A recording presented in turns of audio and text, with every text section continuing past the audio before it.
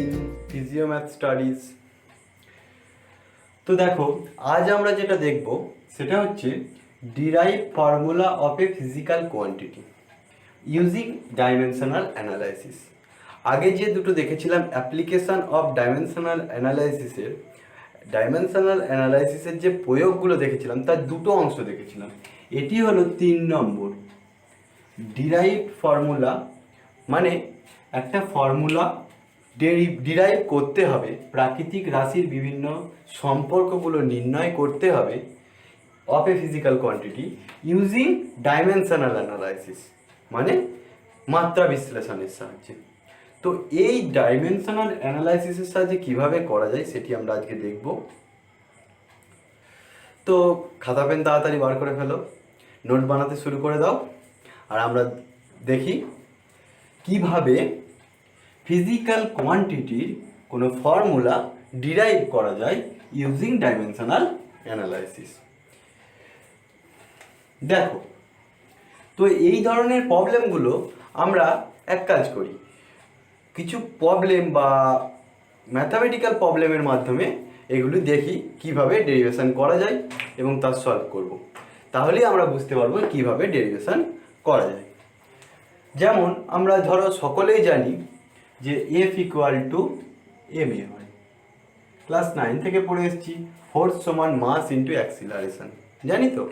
তো এই ফর্মুলাটাকেই আমরা ডিরাইভ করব using physical quantity using dimensional analysis. এই ফর্মুলাটাকেই আমরা ডিরাইভ করব ইউজিং ডাইমেনশনাল অ্যানালাইসিস। তো কিভাবে করি আমরা দেখো, ধরো কোশ্চেন দিয়েছে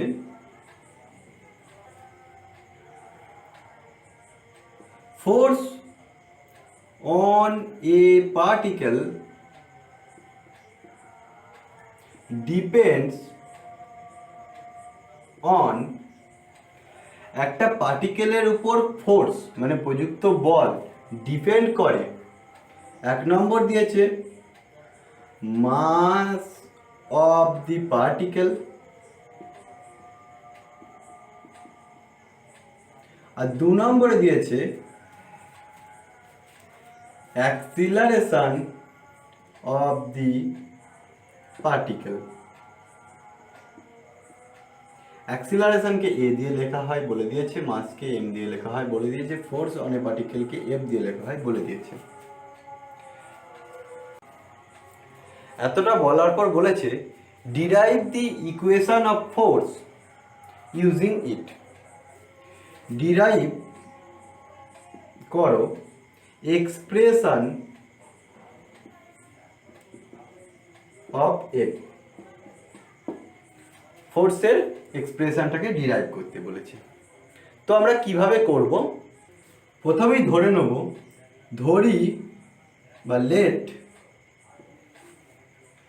এফ প্রপোর্শনাল টু, যেগুলো দেবে যার যার উপর ডিপেন্ড করে বলবে সেগুলোকে আমরা এরকমভাবে লিখব, F proportional to M to the power X, মানে এম এর এক্সতম ঘাতের সঙ্গে এফ বা বল প্রপোর্শনাল, এবং and F proportional to A to the power Y.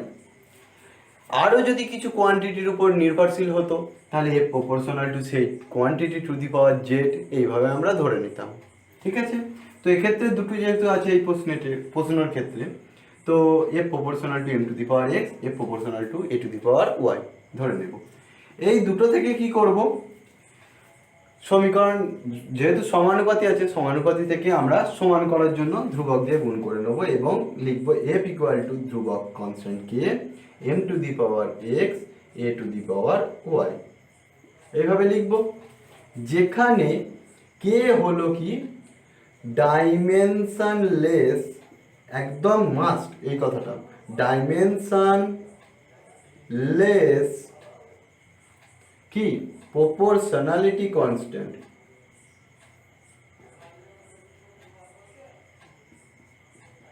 Proportionality constant মানে ডাইমেনশনলেস মানে মাত্রাবিহীন একটি সমানুপাতিক ধ্রুবক। ঠিক আছে, তো এখন আমরা কি করব, এখন করব কি, এই যে সমীকরণটা এলো একে আমরা ডাইমেনশনাল অ্যানালাইসিসের মধ্যে ফেলবো এবং প্রুভ করব dimension of LHS left hand side বাম পক্ষের ডাইমেনশন সমানই ডাইমেনশন অফ RHS। প্রমাণ করব কি, ডাইমেনশন অফ বাম পক্ষ ডাইমেনশন অফ ডান পক্ষের সঙ্গে সমান, অর্থাৎ বাম পক্ষের মাত্রা এবং ডান পক্ষের মাত্রা দুটো একই হবে। এই প্রমাণটা করব। তো আমি মুছছি, তোমরা একটু লিখে নাও। এটা কোশ্চেনটা তোমাদের মনে আছে নিশ্চয়ই। মুছছি।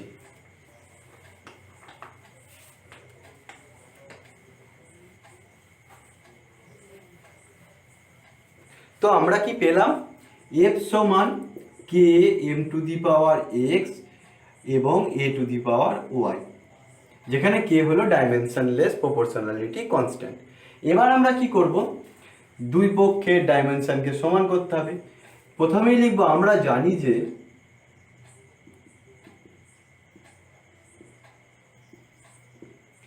ডাইমেনশন অফ f মানে বলের মাত্রা সমান, লিখতে পারো বলের মাত্রা সমান কি হয়, ml t to the power -2। আমরা এটা জানি, লিখে দিলাম। তাহলে বাম পক্ষে হয়ে গেল। এটাই হচ্ছে ডাইমেনশন অফ LHS। এবার ডাইমেনশন অফ RHS দেখতে হবে। এবার কি, ডাইমেনশন অফ LHS সমান তো ডাইমেনশন অফ RHS, তাহলে লিখব এখন আরও জানি m এর ডাইমেনশন কি, লিখে নিই। এবং দিয়ে লিখে নিই, এখন নয়। এবং dimension of m equal to m, dimension of a equal to l t to the power -2। এ মানে ত্বরণের মাত্রা এটা হয়, আমরা জানি। এবার কি করব, এখন LHS মানে বাম পক্ষের dimension ml t to the power -2, সেটা লিখে দেবো, সমান ডান পক্ষের মাত্রা বসাবো। দেখো ধরেছিলাম কে হচ্ছে ডাইমেনশন লেস প্রপোর্শনালিটি কনস্ট্যান্ট, মানে এর কোনো মাত্রা নেই, এটি বাদ। বাকি আছে m to the power x, m এর ডাইমেনশন m, তাহলে m to the power x, এর ডাইমেনশন হচ্ছে 80, l t to the power -2, সেটা টু দি পাওয়ার আবার y, m to the power x হবে, এটা টু দি পাওয়ার y, পাশাপাশি গুণ আছে, এইভাবেই লিখব। তো সমাধান করলে বা দিয়ে কি পাবো, m l t to the power -2 সমান m to the power x l to the power y t to the power -2y। এবার আমরা কি করব, এরপর আমরা করব, উপর দিকটা মুছছি,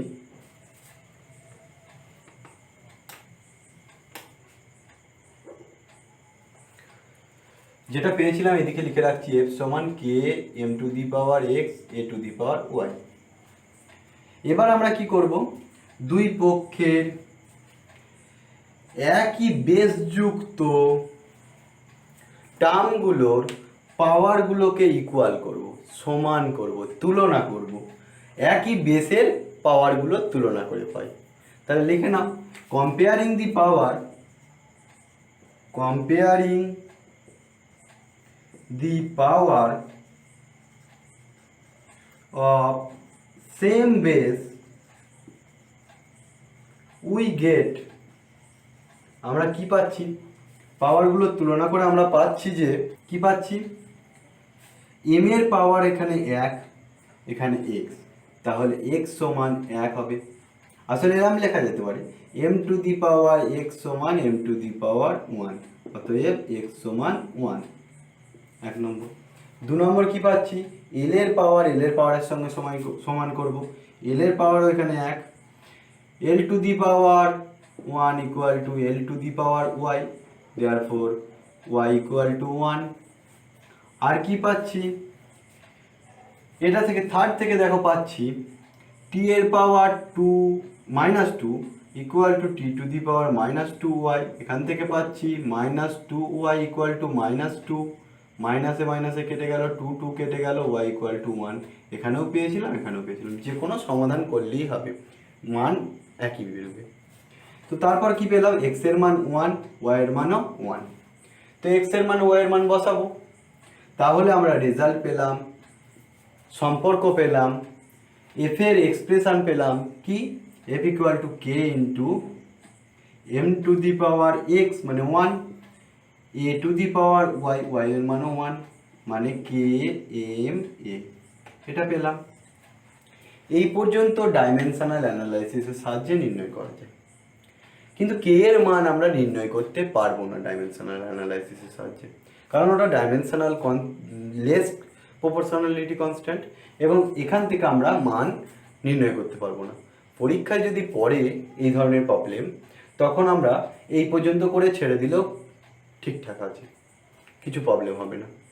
তো তবু জেনে রাখার জন্য বলে দিই একটা কথা, এর পরবর্তী স্টেপ কি হবে, এর পরবর্তী স্টেপে দেখা যাবে যে এক্সপেরিমেন্টালি, বাই এক্সপেরিমেন্ট মানে পরীক্ষা লব্ধভাবে পাওয়া যায়, পরীক্ষা লব্ধভাবে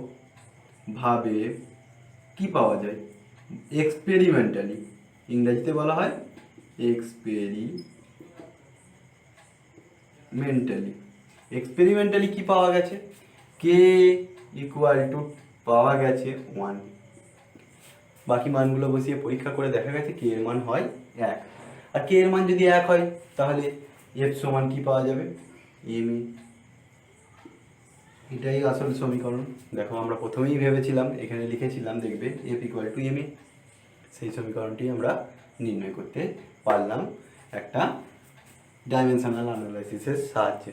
তবে আবারও বলছি, কে এর মান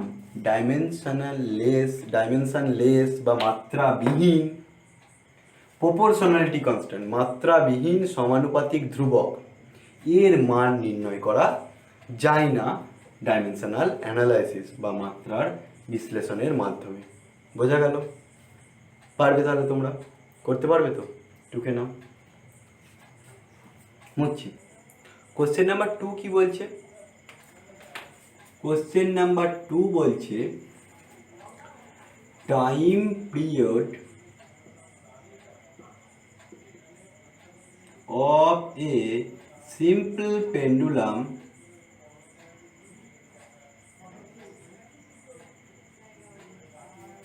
depends on, টাইম পিরিয়ডকে লেখা হয় টি দিয়ে, ডিপেন্ডস অন, এক নম্বর দিয়ে লিখছে মাস অফ দি বব এম, দু নম্বর দিয়ে বলছে লেন্থ অফ দি পেন্ডুলাম,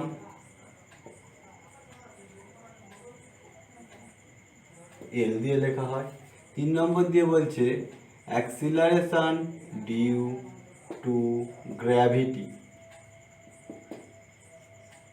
জি দিয়ে লেখা হয় যাকে। তারপর বলেছে ফাইন্ড দি এক্সপ্রেশন অফ দি বা অফ টি, টাইম পিরিয়ডের এক্সপ্রেশন নির্ণয় করতে বলেছে।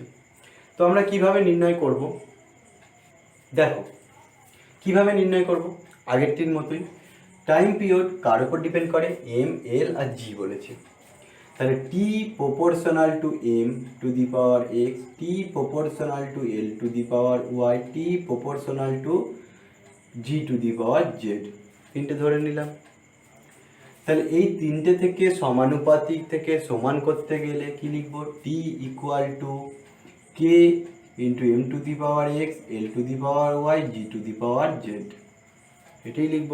যেখানে কে হচ্ছে কি মাত্রাবিহীন কি সমানুপাতিক ধ্রুবক, তাই তো, প্রপোর্শনালিটি কনস্ট্যান্ট, সমানুপাতিক ধ্রুবক। বোঝা গেল? এবার কি করব, এবার বাম পক্ষ আর ডান পক্ষে ডাইমেনশন সেম করব, বাম পক্ষের ডাইমেনশন মানে টাইম পিরিয়ড মানে সময়ের ডাইমেনশন টি, তাহলে dimension of T equal to T. আর এদিকটা ডাইমেনশন বার করতে গেলে আমাদের জানতে হবে মাসের ডাইমেনশন কি, মাসের ডাইমেনশন এম, লেন্থের ডাইমেনশন এল, জি মানে অ্যাক্সিলারেশন ডিউ টু গ্র্যাভিটির ডাইমেনশন হয়, জি এর ডাইমেনশন হয় এল টি টু দি পাওয়ার -2, আমরা জানি ত্বরণের dimension L T to the power -2। তো আমরা করব কি, এর সঙ্গে সমান করে দেবো বাম পক্ষের ডাইমেনশনকে, কে একটা ডাইমেনশনলেস, এম এর হচ্ছে এম টু দি পাওয়ার দেওয়া আছে এক্স, এল এর হচ্ছে এল টু দি পাওয়ার দেওয়া আছে ওয়াই, জি এর হচ্ছে এল টি to the power -2 two the পাওয়ার দেওয়া আছে জেড। এবার কি করব, যেহেতু এম এল আছে এতে নেই, তাই আমরা বামপক্ষটাকে লিখব m0 l0 T to the power 1, টি এর মান 1, এম এর ঘাত 0 এবং এল এর ঘাতও 0। ডান পক্ষটায় কী হবে, এম এর ঘাত এখানে আছে আর কোথাও নেই, m to the power x, L এর ঘাত আছে এখানে L to the power y, L to the power z, তাহলে y প্লাস জেড, টি এর এখানেই আছে T to the power -2 into Z মানে 2z। বোঝা গেল? এবার আমরা কি করব, এবার আমরা করব কি, প্রত্যেকের ঘাতের সঙ্গে কম্পেয়ার করব, তাহলে comparing the power of the same base, কি লিখব, পাওয়ারে কম্পেয়ার করব সেম বেসের পাওয়ার, কিভাবে, এম এর পাওয়ার 0 এখানে এক্স, তাহলে এক্স ইকুয়াল টু 0, এল এর পাওয়ার 0 এখানে ওয়াই প্লাস জেড, তাহলে Y plus Z equal to 0, T এর পাওয়ার 1 ইকুয়াল টু -2z, তাহলে 2z equal to -1, z equal to -1/2, এটি এখানে বসিয়ে দাও, y -1/2 equal to 0, y equal to 1/2। Clear? বোঝা গেল এতটা? এরপর কি করব, y ইকুয়াল টু 1/2 যদি হয়, এবারে আমরা টি এর এক্সপ্রেশন যেটা লিখেছিলাম কোথায়, এই যে সেখানে মানটা বসাবো x y z এর, তাহলে পাওয়া যাবে T equal to K M to the power x মানে 0, মানে m to the power 0, l to the power y মানে হচ্ছে half 1/2, g to the power z মানে -1/2, g to the power -1/2। Overall মানটা আসবে, দেখো এটার মান হচ্ছে 1, যে কোনো জিনিস টু দি পাওয়ার 0 মানে 1, তাহলে টি ইকুয়াল টু পাওয়া যাবে K into L to the power half মানে √l, G to the power -half মানে নিচেই √g, তাহলে পাওয়া গেল কে √l/g, টাইম পিরিয়ডের মান পাওয়া গেল কে √l/g। এবার এতটা করলেই হবে, এতটা পর্যন্ত করা থাকলেই হবে। এরপরে আমরা বলতে পারি বাই এক্সপেরিমেন্ট কি পাওয়া যায়, কে ইকুয়াল টু আমরা পাচ্ছি কে ইকুয়াল টু 2π, তাই জন্য লেখা যেতে পারে টি ইকুয়াল টু 2π√l/g। এটি হচ্ছে expression of a simple pendulum, expression of the time period of a simple pendulum, এই এক্সপ্রেশনটা পাওয়া যায়। তোমরা যদি এই পর্যন্ত করে ছেড়ে দাও, ডাইমেনশনাল অ্যানালাইসিস করতে বলে, কোনো অসুবিধা নেই, ঠিকঠাক আছে। এটি এক্সপেরিমেন্টালি পাওয়া যায়, যদি মনে রাখতে পারো, মনে রাখবে যে কে এর মান পাওয়া যায় 2π, তাই 2π√l/g। Time period of the simple pendulum হয় টি ইকুয়াল টু 2π√l/g। ভবিষ্যতে আমাদের ক্লাস 11-এ আছে টাইম পিরিয়ড নির্ণয় করতে হবে, সেখানে দেখবে মানটাই আসবে। তো কিভাবে নির্ণয় করলাম বুঝতে পারলে? এখানে দেখো আমরা নির্ণয় করলাম কি, আর একবার বলে দিই। প্রথমে যে জিনিসগুলোর উপর নির্ভর করে বলবে সেগুলোকে proportional to X, proportional to the power Y, to the power Z করে লিখব। সেখান থেকে একটা মাত্রাবিহীন সমানুপাতিক ধ্রুবক ধরে নিয়ে সমান করে দেবো, দিয়ে বাম পক্ষের মাত্রা ডান পক্ষের মাত্রাকে সমান করব। এবং প্রত্যেক সেম বেসের মাত্রাকে কম্পেয়ার করব। সেম বেসের মাথায় পাওয়ার যেগুলো আছে কম্পেয়ার করব। 0 X, X equal to 0, 0 Y plus Z equal to 0, এইভাবে সমাধান করব। এখান থেকে এক্স ওয়াই জেডের মান পাওয়া যাবে, সেই এক্স ওয়াই জেডের মান এই সমীকরণে বসিয়ে দেবো, তাহলে পাওয়া যাবে টি ইকুয়াল টু এরকম একটা, সেখান থেকে সমাধান করি ঠিক পাওয়া যাবে যে কোনো ধরনের এক্সপ্রেশান নির্ণয় করার জন্য ফিজিক্যাল কোয়ান্টিটির যে কোনো এক্সপ্রেশান নির্ণয় করার জন্য এই নিয়মে ডাইমেনশনাল অ্যানালাইসিস পদ্ধতিতে করা যেতে পারে। তো তোমরা পারবে নিশ্চয়ই পরবর্তীগুলো করতে। দেখি কেমন পারো, পরবর্তী প্রবলেমটা দিই, তাহলেই বুঝতে পারবো কেমন পারছো। তো নেক্সট কোশ্চেন হচ্ছে, velocity of sound depends upon the density of the medium, modulus of elasticity of the medium. মানে শব্দের গতিবেগ মাধ্যমের ঘনত্বের উপর নির্ভর করে এবং ওই মাধ্যমেরই স্থিতিস্থাপক গুণাঙ্কের উপর নির্ভর করে। সেই মাধ্যমের ঘনত্ব তার ডাইমেনশন ml⁻³ এবং স্থিতিস্থাপক গুণাঙ্ক তার ডাইমেনশন হচ্ছে ml⁻⁻1 t⁻²। আমরা আগেও দেখেছি এগুলো। ভেলোসিটি মানে গতিবেগের ডাইমেনশন হয় l⁻⁻1। দিয়ে বলে যে find the expression of V in terms of rho and E. Okay, তো কীভাবে এটা নির্ণয় করবো তোমরা একটু করে দেখো চেষ্টা করে। হয়েছে? দেখো মিলিয়ে নাও। তো বলেছে velocity V depends rho to the power X, velocity V depends elasticity বা modulus of elasticity to the power Y. তাহলে এই দুটো থেকে সমানুপাতিক ধ্রুবক V equal to K rho to the power X E to the power Y, যেখানে K হচ্ছে dimensionless proportionality constant. ব্যাস, পরবর্তীতে dimension of left hand side equal to dimension of right hand side করব। লেফট হ্যান্ড সাইডের dimension মানে V l t⁻⁻1 সমান কে এর dimension নেই, রো এর ডাইমেনশন কি ml⁻³ ml⁻³ two the power x, এবং এরপর কি করব ml⁻⁻1 t⁻²² two the power Y.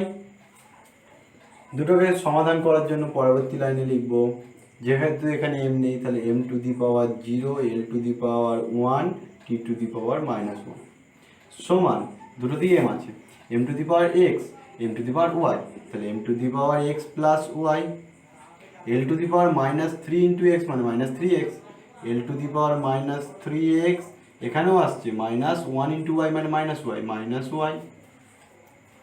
t⁻²y, এটা নেই তাই হলো।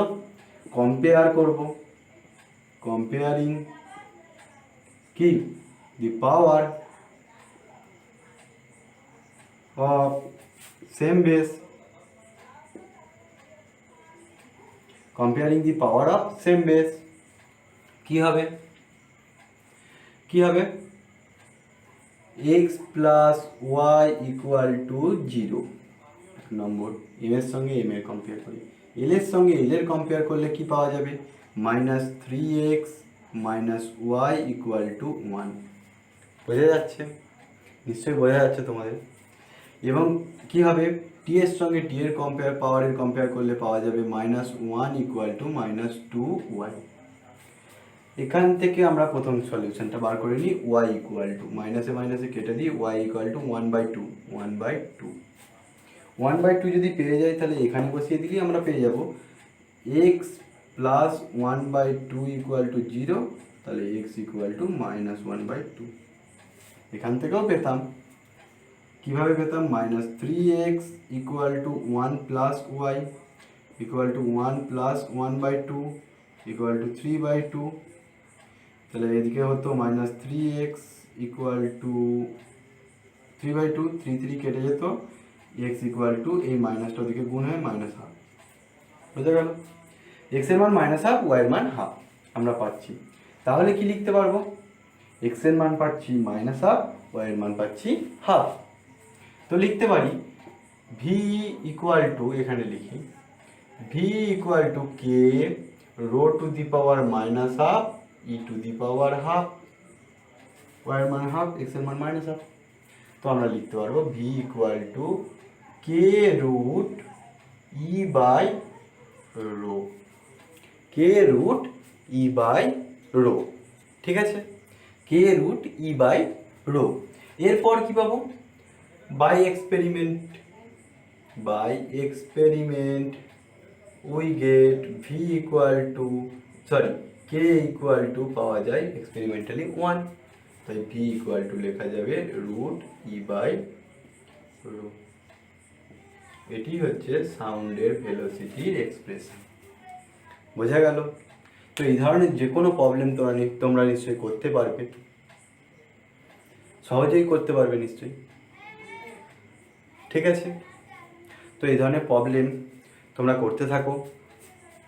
আমি আরেকটা প্রবলেম দিচ্ছি হোমওয়ার্ক হিসাবে, তোমরা করে নিয়ে আসবে, করে মিলিয়ে নেবে। আমি উত্তরটা কমেন্ট সেকশানে কিংবা পরবর্তী ভিডিওতে দিয়ে দেবো। মুচি,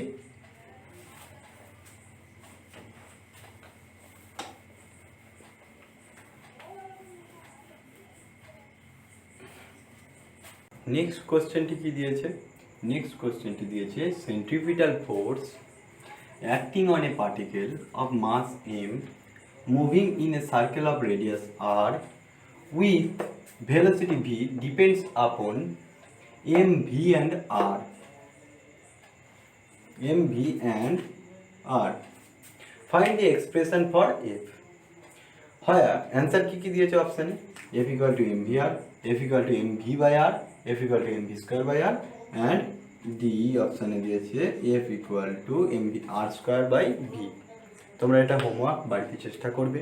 মানে হচ্ছে কোনো একটা সেন্ট্রিপিটাল ফোর্স, অভিকেন্দ্র বল, কি হচ্ছে অভিকেন্দ্র বলটা কোনো বস্তুর বৃত্তপথে ঘূর্ণায়মান অবস্থায় যে অভিকেন্দ্র বল কাজ করে সেটি নির্ভর করে তার ভরের উপর, যে বস্তুটা ঘুরছে তার ভরের উপর, আর দরকার পড়ে যে বৃত্তপথে ঘুরছে সেই বৃত্তের ব্যাসার্ধের উপর ডিপেন্ড করে, এবং যে বেগে ঘুরছে সেই ভেলোসিটির উপর ডিপেন্ড করে। এইভাবে করবে f proportional to m to the power x proportional to v to the r আছে radius two the power y proportional to v two the power z।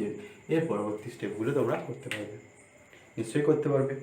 করে দেখবে অ্যান্সার কোনটা আসছে, মিলিয়ে চেক করে দেখবে। ওকে, ঠিক আছে। তো নেক্সট যেটা বলবো, এই সমস্ত প্রবলেমগুলো তুমি সলভ করতে পারবে বাই ডাইমেনশনাল অ্যানালাইসিস। কোন ধরনের প্রবলেমগুলো তোমরা সলভ করতে পারবে না, কোন ধরনের প্রবলেমগুলো তোমাদের কাছে সলভ হবে না, দেখো একটা এক্সাম্পল দিই। লিখে নাও কোশ্চেনটা, হয়েছে? মুচ্ছি।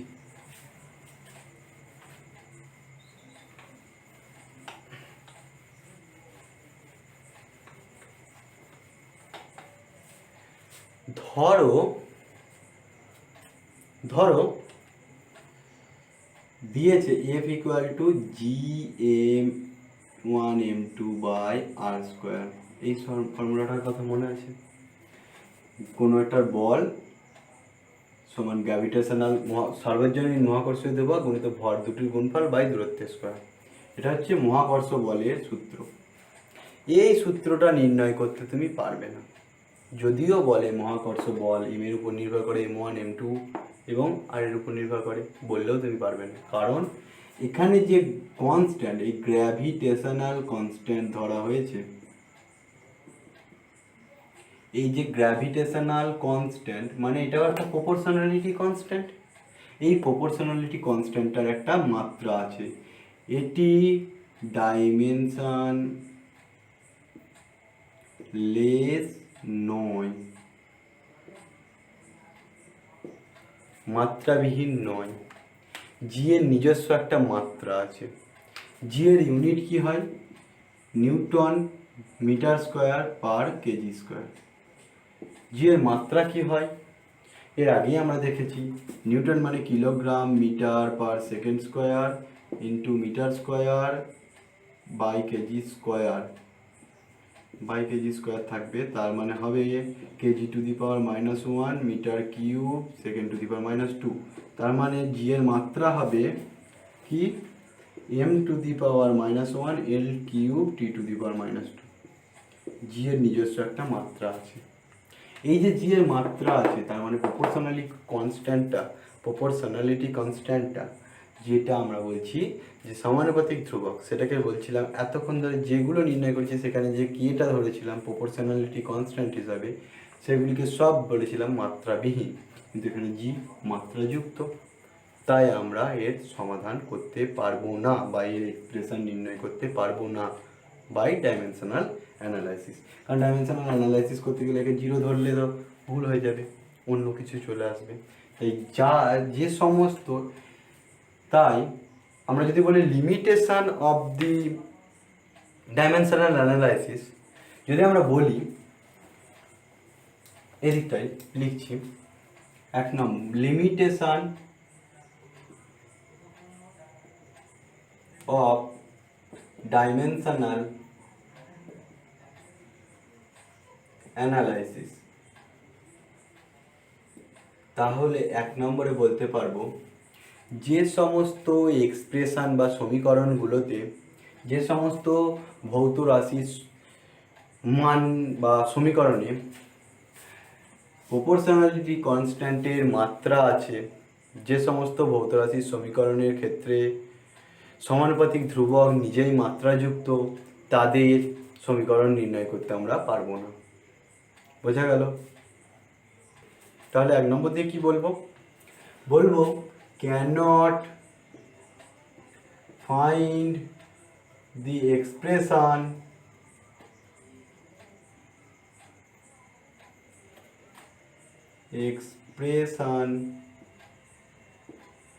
of that physical quantity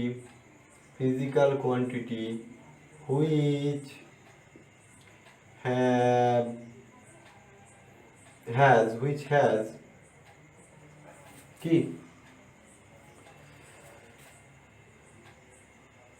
which has proportionality constant with dimension, মাত্রাযুক্ত প্রপোর্শনালিটি কনস্ট্যান্ট যেগুলোতে আছে সেগুলোর আমরা নির্ণয় করতে পারবো না। 2 নম্বর কি দেখো, 2 নম্বর লিমিটেশন যদি বলি, আমরা প্রথমেই দেখেছি যে সেই সমস্ত এক্সপ্রেশনের ক্ষেত্রেই প্রপোর্শনালিটি কনস্ট্যান্ট যেটাকে ডাইমেনশনলেস ধরেছিলাম কে এর মান তো আমরা ডাইমেনশন অ্যানালাইসিসের মাধ্যমে নির্ণয় করতে পারি না, ওটা বাই এক্সপেরিমেন্ট করা হয়। তাই can not find the value of proportionality কনস্ট্যান্টের ভ্যালু আমরা নির্ণয় করতে পারবো না, এটা 2 নম্বর লিমিটেশন, সীমাবদ্ধতা। 3 নম্বর কি দেখে নিই। 3 নম্বরের ক্ষেত্রে দেখি, ধরো একটা এক্সাম্পল দিই, এরকম দেওয়া আছে y = a sin θ। থিটা মানে কি একটা অ্যাঙ্গেল, সাইন থিটার একটা কি হয় মান পাওয়া যায়। সাইন থিটার ডাইমেনশন কি কিছুই নেই, ডাইমেনশন লেস কোয়ান্টিটি। এর আগের লেকচারেও আমরা দেখেছিলাম সাইন ওমেগা টি মাইনাস কে এক্স করার সময় যে সাইন থিটা একটা ডাইমেনশন লেস কোয়ান্টিটি। তো এর যদি ডাইমেনশনাল মান বার করতে দেয় বা y = a sine omega t minus K x এরকম মান বার করতে দেয়, তাহলে আমরা শুধু দেখো y = a এটা বার করতে পারবো, এটা তো জানতেই পারবো না, কারণ এটা ডাইমেনশন লেস কোয়ান্টিটি, এর মান আমরা কোনোভাবেই পাবো না। এটা আমি কোনো মাত্রা বিশ্লেষণের মাধ্যমে একে নিয়ে আসতে পারবো না, কারণ এর মাত্রাই জানি। তাই যে সমস্ত এক্সপ্রেশন বা সমীকরণের মধ্যে সাইন থিটা কস থিটা এরকম ট্রিগোনোমেট্রিক রেশিও, সাইন কস ট্যান এই ধরনের ত্রিকোণমিতিক অনুপাত যেগুলোই আছে, যে সমস্ত এক্সপ্রেশনের ট্রিগোনোমেট্রিক রেশিও বা ত্রিকোণমিতিক অনুপাত আছে তাদের এক্সপ্রেশন আমরা নির্ণয় করতে পারবো না বাই ইউজিং ডাইমেনশনাল অ্যানালাইসিস। বোঝা গেল? আরেকটা কথা বলি, আরেকটা এক্সাম্পল দিই। ধরো দিয়েছে ওয়াই ইকুয়াল টু, আচ্ছা এরকম যদি দেয় Q equal to Q zero E to the power minus T by R C, ধরো দিয়েছে এরকম।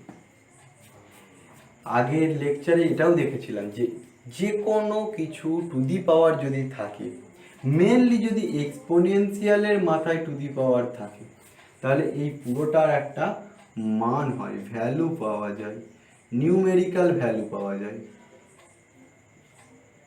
নাম্বার ভ্যালু পাওয়া যায়, সংখ্যা পাওয়া যায়, যেটার কোনো ডাইমেনশন হয় না, এটা ডাইমেনশন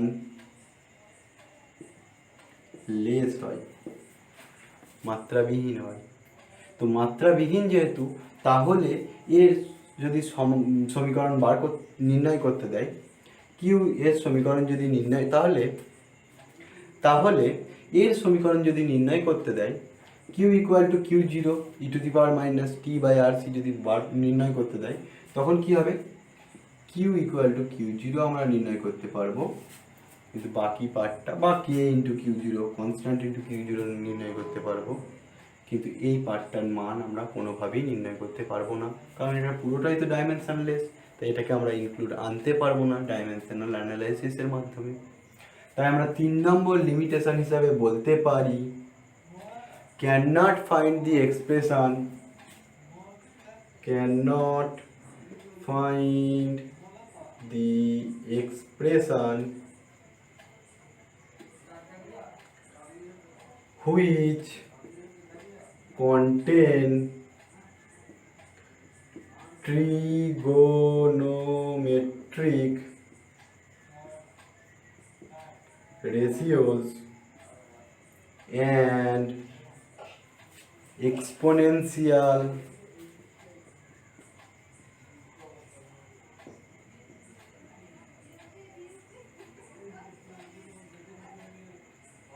order, এক্সপোনেনশিয়াল ফরম্যাট বা ই টু দি পাওয়ারের যদি থাকে আর ট্রিগোনোমেট্রিক রেশিও যদি থাকে, তাদের আমরা এক্সপ্রেশন নির্ণয় করতে পারবো না। লিমিটেশনগুলো বুঝতে পারলে। আর কি আছে, আর আছে দেখো, যদি কোনো expression Y equal to A X plus B Y, এরকম যদি কোনো একটা সমীকরণ হয়, এই ধরনের সমীকরণগুলোর ক্ষেত্রে নয় এ এক্স বার করতে পারবো আমরা নির্ণয় করার সময়, কোনো একটা ধরলাম, তাহলে ওয়াই সমানুপাতি এক্স করলাম, ওয়াই সমানুপাতি ওয়াই করলাম, দিয়ে গুণ আকারে লিখতে পারবো না, কারণ এটার সঙ্গে আলাদা, এটার সঙ্গে আলাদা। তাই আমরা যে বলে দেওয়া হবে যে ওয়াইয়ের সঙ্গে এক্সের সম্পর্ক আছে, আবার ওয়াইয়ের সঙ্গে আলাদাভাবে এই ওয়াইয়ের সম্পর্ক আছে, বা ওয়াই নয়, এটা ধরো জেড ইকুয়াল টু, জেডের সঙ্গে এক্সের সম্পর্ক আছে, জেডের সঙ্গে ওয়াইয়েরও সম্পর্ক আছে। তো আমরা কি করব, জেডের সঙ্গে এটা নির্ণয় করতে পারবো, মানে Z equal to A X এটা নির্ণয় করতে পারবো, অথবা Z equal to B Y এটা নির্ণয় করতে পারবো, কিন্তু দুটো যে প্লাস আকারে হবে না মাইনাস আকারে হবে এটা নির্ণয় করতে পারবো না। তার মানে সেই সমস্ত এক্সপ্রেশনগুলো নির্ণয় করতে পারবো না যেগুলোর একটির বেশি দুটি বা তিনটি পদ আছে, টার্ম আছে, অ্যাডিটিভ টার্ম অথবা সাবট্রাকটিভ টার্ম, মানে যুক্ত করে করে আসা পদ আছে, অথবা বিয়োগ করে করে এ এক্স মাইনাস বিওয়াই এরকম পদ আছে। তো 4 নম্বর দিয়ে আমরা কি লিখব, 4 নম্বর দিয়ে আমরা লিখব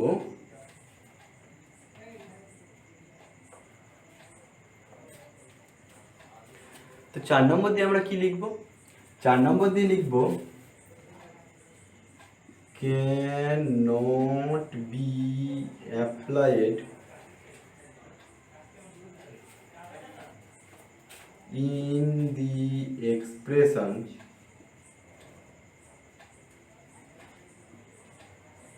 which contain